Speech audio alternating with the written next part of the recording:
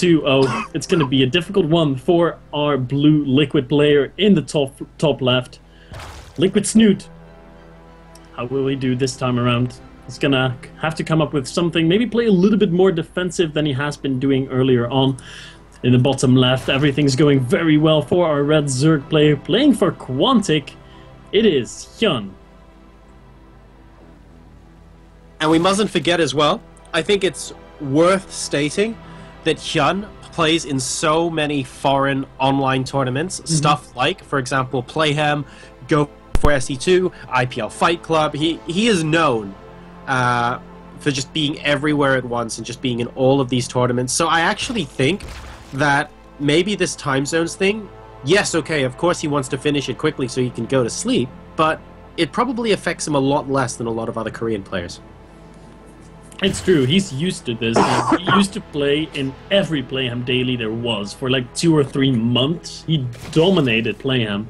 And Playham tournaments used to last till like 12 o'clock my time, so he would be up for at least another 2 hours and 15 minutes. So he's used to playing at this time, so it's not going to be hurting him that much, I feel. And actually, now that you remind me of it, the other 2 Zergs we used to see in Playhams all the time were Violet, who of course is now with the Zubu in the GSL in Korea, and Snute. So this is basically like I want to say this is like a Playham Daily Finals kind of reunion here. We do see a pool popping down for Hyun now. Of course, he's going to get that, and then the hatchery, whereas Snute going for the hatchery first. Can't forget about Revival, though. He used to play in Playham a lot. Oh, that's true. He played quite a bit, but I still feel like those 3 were the 3 that you would see 2 of them in every single daily. And I felt like Revival's the guy who shows up like once or twice a week. Like there are periods where he showed up every day, but he wasn't as consistent as these guys. These guys showed up like almost all the time, you know? That's a fair point you're making there, J-Shark. As we see this game is unfolding a bit different from what we've seen in the first 2 games, Snute is actually going to be going hatchery first, whereas Hyun has decided to go pool first in this game. Yep. So that's a bit of a role reversal, really. It was the exact same build orders as in last game. It's just that Liquid Snute is now doing the build order Hyun was doing, and Hyun is doing the build order Snute was doing in last game. So that means Snute is going to win. I'm not quite sure we can reach that conclusion just yet. I mean, after all, they do seem like 2 paths to the same thing. Of course, going for the pool first means you get the earlier queen. So just because you don't have the hatchery first doesn't mean you have doesn't necessarily mean you have a massive advantage. But going for the hatchery first, of course, you can use a larva at that hatchery to get drones quicker. So generally speaking, a pool into hatch and a hatch into pool, round about the 18 supply mark tends to even out, and the difference between them seems to be quite marginal. Yeah, it is quite low, indeed, but somehow Hyun was able to get a big advantage in that last game, and I don't think he would have been able to do that if he had not gone for the build that he did. Anyway, let's see how this as ZVC is going to unfold. We've got speed on the way for both players. They're both scouting out. They've got good Overlord positioning. It's not even worth mentioning Overlord positioning. I mean, they've got great Overlord positioning in every game.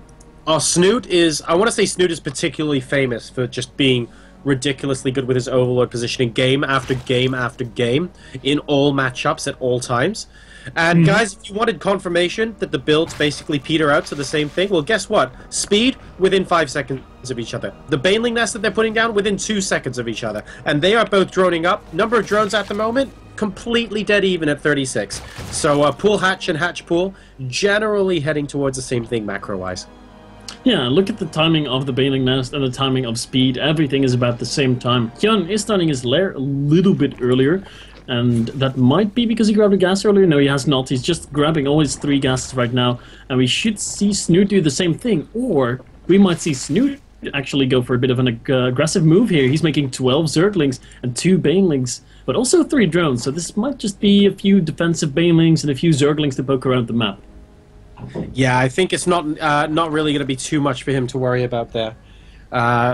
Both sides are going to be sort of popping along with a bit of early game aggression, potentially. And we're going to reach a situation where one person is the aggressor, one person is the defender, and then they'll swap around for a little bit. It becomes a bit of a seesaw. It looks like Snute will be the first person to move out across the map to their opponent's base. Yeah, Snoot's going to be moving out, going to be checking for that third base. I think that's what he was hoping to do with those links, make them a little bit earlier than usual, and thereby be able to force cancel on that third base or do some damage at the third base. As we see a few Zerglings by Hyun running around in the natural, running around in the main base, they see the timing of the lair, they see the timing of the gas, and that's going to make Hyun feel pretty happy because his Spire is already on the way, whereas Hyun's lair is not even done yet. Yeah, that's actually a really important point you put there, Lillian. Snute only just about to finish his layer now, so his Mutalisks are going to be significantly further behind. What he does have going for him, though, is his third base. It's about halfway complete now, and we don't actually have a base started for Hyun yet. So it's going to become a question of whether he'll be able to defend against that, as we see explosions versus explosions over here. Very weird stuff coming out. Yeah, it's always difficult to judge who is getting out ahead in Baneling exchanges, but it looks like both players have come out pretty equal. These two Banelings of Snute might be in a bit of an awkward position, or they might be able to get a really good detonation. Oh my god, we're gonna see a lot of Banelings crash into each other. It's difficult to say who come out ahead there. I think Snute is doing fine. Yeah, this is really, really close. Guys, the Spire is about 50 in-game seconds, so just under 1 minute faster for Hyun. And what it's going to come down to, really, is if Snute can hold on for an additional 1 minute while the mutas pop out from Hyun. If he can, then he will have an extra base to play with. And that's going to be absolutely huge, as the third only just goes down for Hyun now. If he can't hold it, and his third base gets destroyed, then Hyun's going to be at a huge advantage. It's all going to come down to that third base. Will it be able to stay alive? Will the mutas be out in time? Some good Baneling detonations there by Snute, really killing off a lot of Hyun Zerglings there. The supply is actually equal right now, and Snute hasn't even started his mutas yet, and he might third base gets cancelled. Third. Yep, he just did. So the third base got cancelled over there from Hyun. That's actually a very, very big move from Snute, because he knows that there's a risk of his third going down here. He needs to start... Is he starting any Mutalisks at the moment? The Spire should be done for him.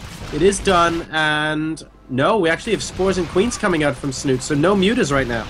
Uh-oh, this third is in a lot of trouble right now. I don't think we have enough Queens to really defend this. The Zerglings are coming in to hope and delay Quantix Hyun here, but only... there they finally are. 9 Mutas now on the way. Snute didn't quite have the minerals to be able to start them immediately. He's trying to morph in Spore Crawlers, but will they finish in time? There's not that many Mutalisks left for Hyun, only 6 at that third base, but his reinforcements are streaming into the natural.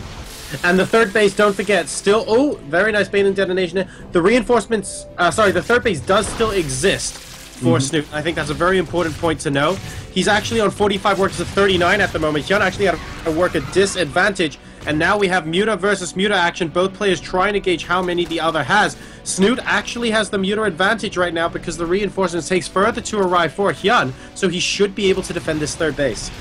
He should be able to, but it's going to be a difficult task still. A lot of mutas out right now. Who's got the superior muta count? It's 13-12 in favor of Liquid Snute right now. Hyun taking an engagement he shouldn't have, and he lost a lot of units there, but he is doing some counter damage with Zerglings. He's killing off a lot of workers, Jorosar.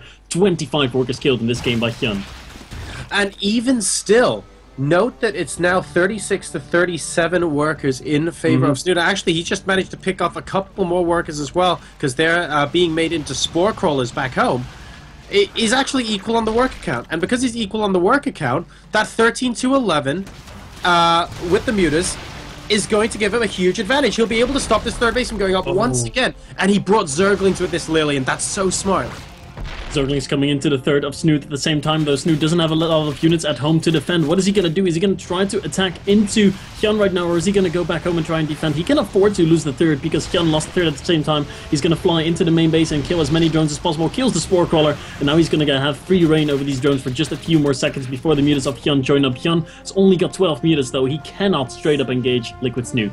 40 workers versus 29 at the moment. Snute recognizing he can actually afford to give up his third, but he needs to be careful with his main. It looks like these links are just about going to get cleaned up. Hyun doing his best to constantly destroy these workers, but Snute is 8 workers ahead still, and more importantly, in the muta count, he's still ahead 17-12, and I believe, let me just double check, okay, he hasn't got flyer upgrades yet, and Hyun's halfway through that carapace. So if Hyun gets the carapace, that'll help him out a lot there, but it's still about 40 seconds away from completion. 50.